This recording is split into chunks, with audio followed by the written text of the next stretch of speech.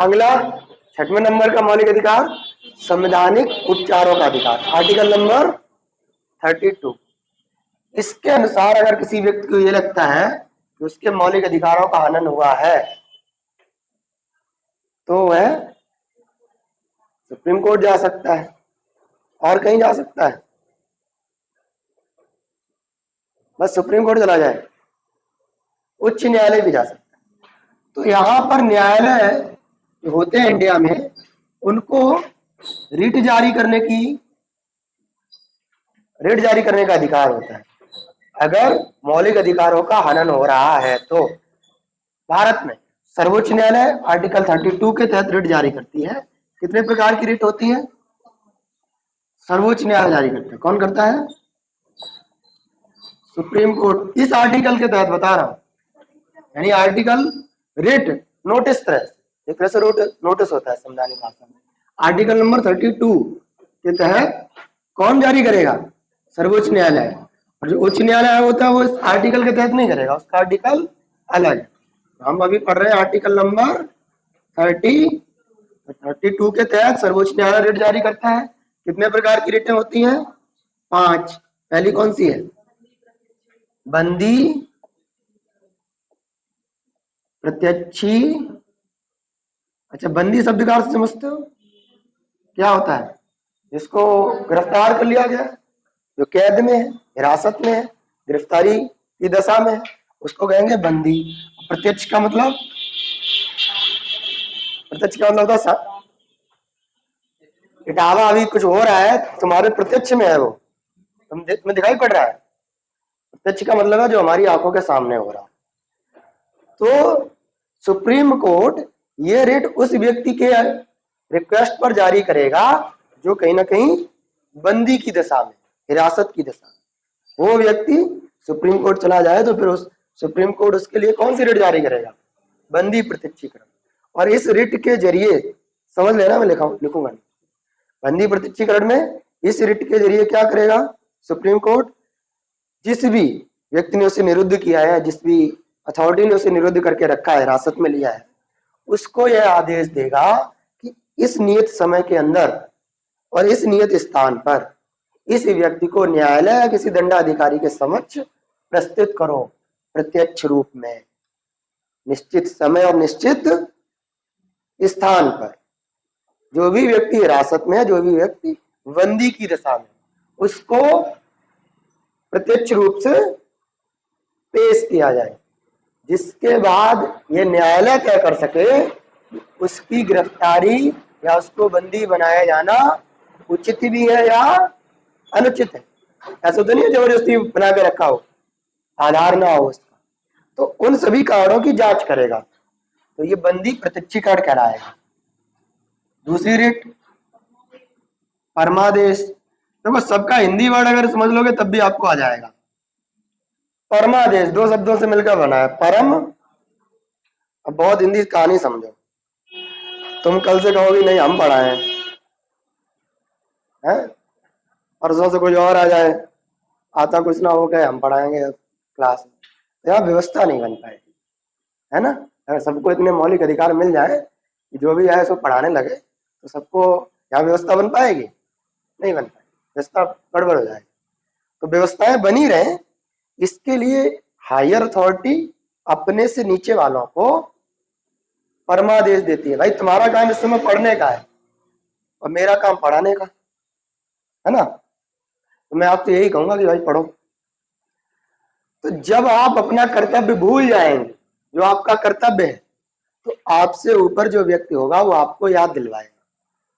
हम उसको परम आदेश कह सकते हैं।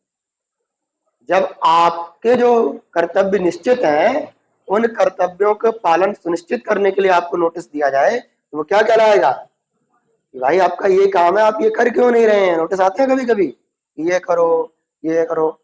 तो परम आदेश का मतलब ये है कि जब हायर अथॉरिटी अपने से लोअर अथॉरिटी को या हायर कोर्ट अपने से लोअर कोर्ट को यह आदेश देता है कि ये कार्य, ये कर्तव्य हैं आपके, इनको पूरा करो, इसको कहते हैं परमादेश। तीसरा क्या है? क्या है? प्रतिषेध। वो सबकी अपनी एक कहानी है। परमादेश का मतलब है कि तुम्हें बताया जाएगा कि ये करो, तुम कर नहीं रहे हो, ये तुम्हारा काम है।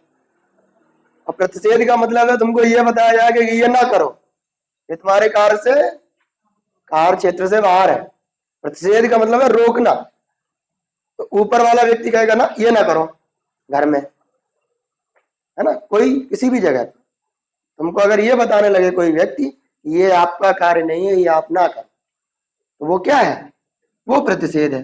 जब हायर अथॉरिटी अपने से नीचे लोअर अथॉरिटी को ये ऑर्डर दे दे ये आपके कार्य क्षेत्र से बाहर की चीज है, इस पर कार्य नहीं करना, जो कर रहे हो उसको रोक दो, ये क्या है? प्रतिषेध। और चौथा उत्प्रेषण। उत्प्रेषण पांचवी जो भी है, चौथी पांचवी, इसका मीनिंग समझना, 4-5 मिनट आगे पीछे हो जाएंगे, कोई दिक्कत नहीं। उत्प्रेषण।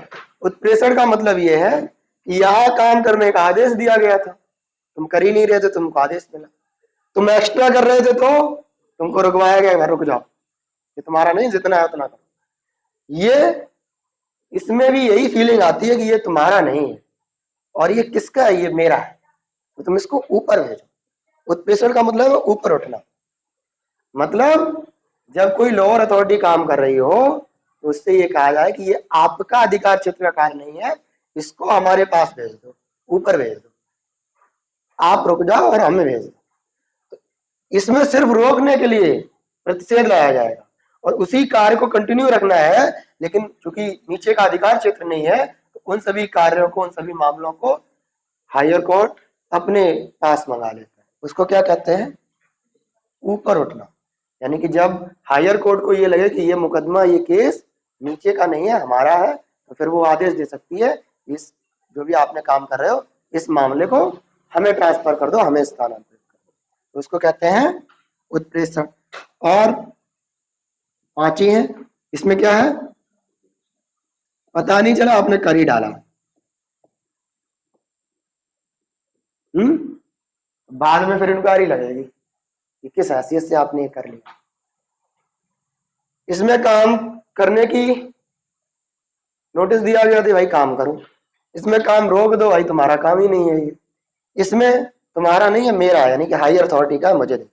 इसमें अब तुमने पूरा कर ही डाला, तब तक पता नहीं चला किसी को, और कर डाला, फिर चेक किया जा रहा है ये तो तुम्हारा था ही नहीं, तुमने कर कैसे डाला?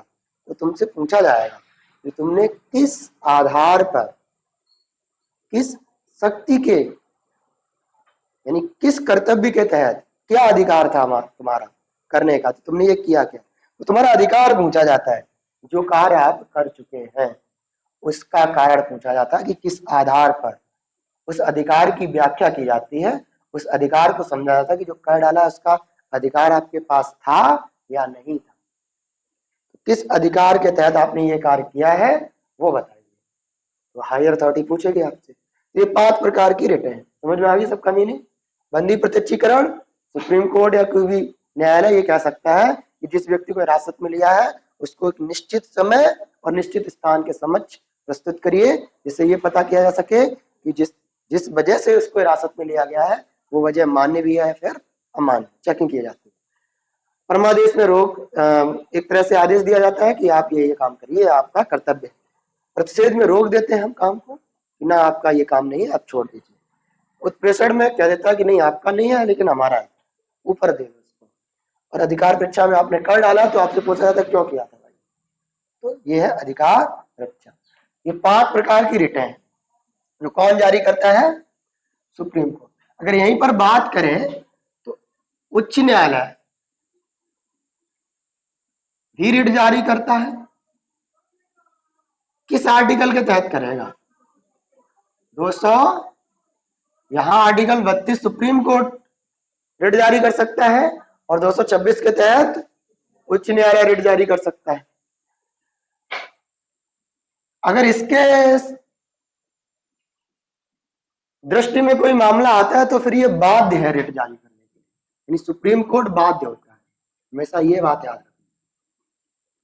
इसको रिट कोई ना कोई जारी करनी ही पड़ेगी अगर इसके दृष्टिकोण में कोई भी ऐसा मामला आता है, लेकिन यहां बाध्यता नहीं होती है।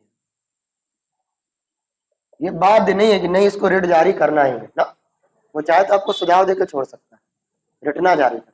तो ऐसी कोई बाध्यता यहाँ पर नहीं। ये दो चीजें समझनी, आर्टिकल कौन सा है और क्या हर केस में रिट जारी करेगा उच्च न्यायालय ना, वो स्वतंत्र है, रिट भी जारी करे और अगर उसे लगता है कि रिट जारी करने की जरूरत नहीं है तो वो ना करे। लेकिन यहाँ पर ऐसी बाध्यता है कि सर्वोच्च न्यायालय को कोई ना कोई रिट जारी करनी पड़ती है। तो ये था आपका आर्टिकल नंबर 32, जो क्या कहता है, जब भी मौलिक अधिकारों का हनन होगा तो इस प्रकार से सर्वोच्च न्यायालय आपके मौलिक अधिकारों की रक्षा करेगा। और मौलिक अधिकारों की रक्षा करता है आर्टिकल 32, इसीलिए डॉक्टर बी.आर. अम्बेडकर ने क्या कहा था आर्टिकल 32 को, संविधान की, भारतीय संविधान का हृदय एवं आत्मा कहा था। ये भी याद रखना, क्योंकि ये सभी मौलिक अधिकारों को हनन होने से बचाता है। ये सभी को मिले रहेंगे तो किसी भी जाति का हो, किसी भी पंथ का हो, किसी भी धर्म का हो, उसके अधिकार बचे रहेंगे, वो अपना सम्मानपूर्ण जीवन जी सकेगा। अगर इन्हीं का हनन होने लगेगा तो फिर समाज में अनैतिक कार्य बढ़ने लगे, समाज में जो कुरीतियां हैं वो बढ़ जाएंगी। तो इन सभी को बचाने के लिए ये आर्टिकल महत्वपूर्ण भूमिका निभाता है। इसीलिए डॉक्टर बी.आर. अम्बेडकर ने संविधान का हृदय और संविधान की आत्मा कहा। एक बात तो ये होगी, इस प्रकार से ये मौलिक अधिकार वाला चैप्टर पूरा खत्म। एक और चीज समझनी है कि आपातकाल जब होता है तब क्या स्थिति आती है। मैं इसको हटा दे रहा हूँ, अब बाद में देख लेना। आपात स्थिति में, आपात स्थिति का मतलब मेरा आपातकाल से, और तुम कहो कि कहीं एक्सीडेंट हो गया तो करवा दो, तो आपात स्थिति दूसरे प्रकार की। आपात स्थिति में मौलिक अधिकारों पर प्रभाव क्या पड़ेगा उसकी व्याख्या करते हैं। आपात स्थिति में मौलिक अधिकारों पर क्या प्रभाव पड़ता है, यानी कि जब देश में आपातकाल लग जाए तब क्या क्या प्रभाव पड़ेगा मौलिक अधिकारों पर, वो सिस्टम देखे जरा। तो आपको पता है 3 प्रकार से आपातकाल लग रहा है देश में। ये तो अभी नहीं समझाएंगे कि कौन कौन से होते हैं, किस आर्टिकल के तहत। सिर्फ आपको यहाँ पर ये समझना है कि अगर आपात स्थिति बने देश में तो मौलिक अधिकारों पर क्या प्रभाव पड़ता है। तो जो आपका राष्ट्रीय आपातकाल है वो आर्टिकल 352 में है। इसको क्या कहते हैं, राष्ट्रीय आपातकाल। और अगर राष्ट्रीय आपातकाल लग जाए तो क्या होगा मौलिक अधिकारों का। तो राष्ट्रीय आपातकाल अगर लग जाए तो आर्टिकल नंबर 19 स्वतः ही निरस्त हो जाता है, स्वतः ही निलंबित हो जाता है। इसको निलंबित कह सकते हैं, स्वतः निलंबित हो जाता है। जितनी भी स्वतंत्रताएं प्राप्त है आपको, सभा करने की, बोलने की, भाषण देने की, घूमने की, रहने की, सभा संगठन बनाने की या फिर व्यवसाय करने की, ये सभी की सभी स्वतंत्रताएं आपकी सीज हो जाएंगी, सस्पेंड हो जाएंगी, निलंबित हो जाएंगी। आप आपातकाल की स्थिति में वो नहीं कर सकते। ये कौन कहता है, आर्टिकल 352 कहता है। लेकिन और ये हो जाएगा, ये कहता है आर्टिकल 358। अगर घोषणा 352 के अनुसार हुई है तो आर्टिकल 19 स्वतः निलंबित हो जाएगा। ये कौन कहेगा, ये भी याद रखना है। ये कौन कहेगा, आर्टिकल 358, वो भी आपातकाल वाले सिस्टम में। तो अगर 352 के तहत राष्ट्रीय आपातकाल की घोषणा होती है तो आर्टिकल 19 स्वतः निलंबित हो जाएगा। किस आर्टिकल के तहत, 358 के तहत। ठीक है, लेकिन एक संविधान संशोधन भी यहां पर याद रखना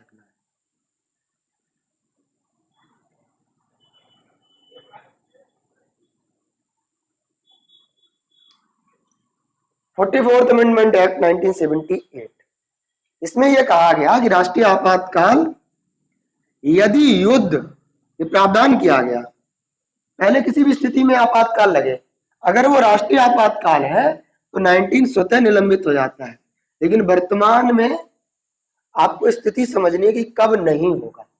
भले ही 352 की स्थिति बने, फिर भी एक स्थिति ऐसी है कि आर्टिकल 352 के तहत भले ही राष्ट्रीय आपातकाल की घोषणा हो लेकिन 19 निलंबित नहीं होगा। वो स्थिति का प्रावधान है 44th अमेंडमेंट एक्ट 1978 में। क्या है? युद्ध और बाहरी आक्रमण अगर आधार है 352 को लागू करने, भाई किस किस आधार पे आर्टिकल 352 लागू होता है? युद्ध की स्थिति में, बाहरी आक्रमण की स्थिति में, या फिर सशस्त्र विद्रोह की स्थिति में। 44th अमेंडमेंट 1978 में आया, उसमें यह प्रावधान किया गया कि यदि आर्टिकल 352 यानी राष्ट्रीय आपातकाल की घोषणा युद्ध या बाहरी आक्रमण की स्थिति में किया जाता है तब तो 19 निलंबित होगा, लेकिन अगर राष्ट्रीय आपातकाल 352 की घोषणा सशस्त्र विद्रोह के आधार पर की जाती है तो आर्टिकल 19 निलंबित नहीं होगा, बचा रहेगा। बात समझ में आ गई?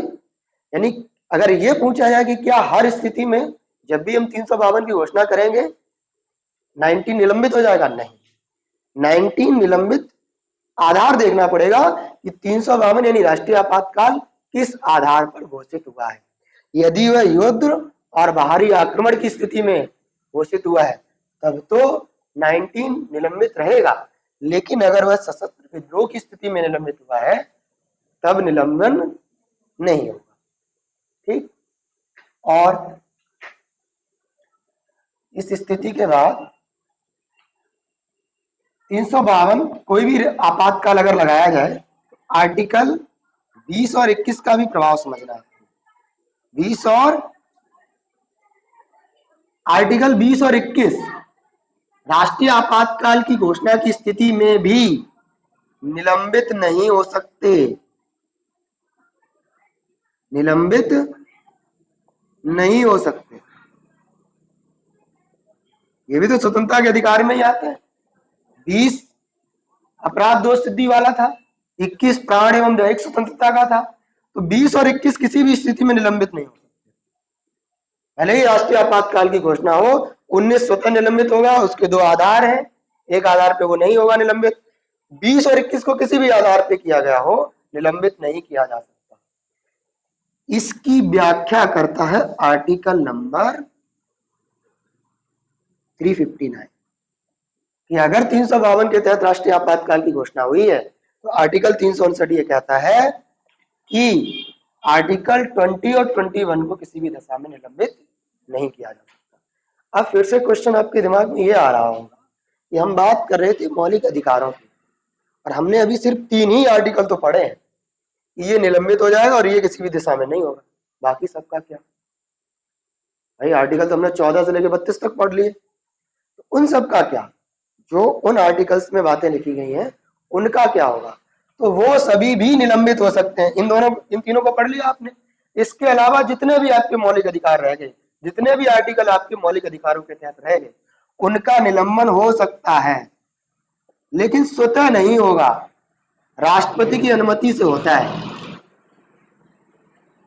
ऐसा नहीं है कि 352 की घोषणा कर दी, 356 की घोषणा कर दी या 360 की घोषणा कर दी, सबके सब निलंबित हो जाएंगे स्वतः ना।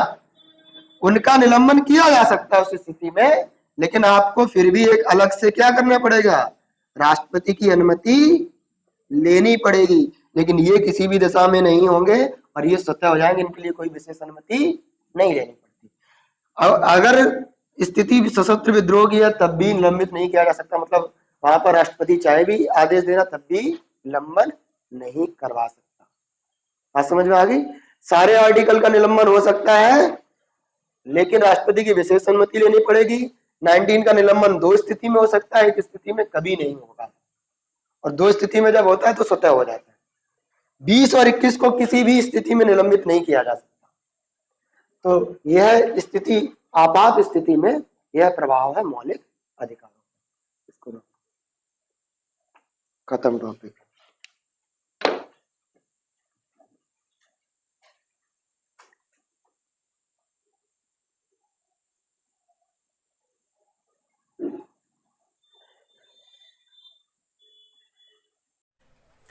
नमस्कार, मैं विकास। यदि आप भी यूपी टेट, सुपर टेट, लेखपाल, पुलिस कांस्टेबल किसी भी परीक्षा की तैयारी कर रहे हैं तो अभी सब्सक्राइब करिए हमारे चैनल स्टडी मेरी जिद को और पाइए बिल्कुल फ्री क्लासेस।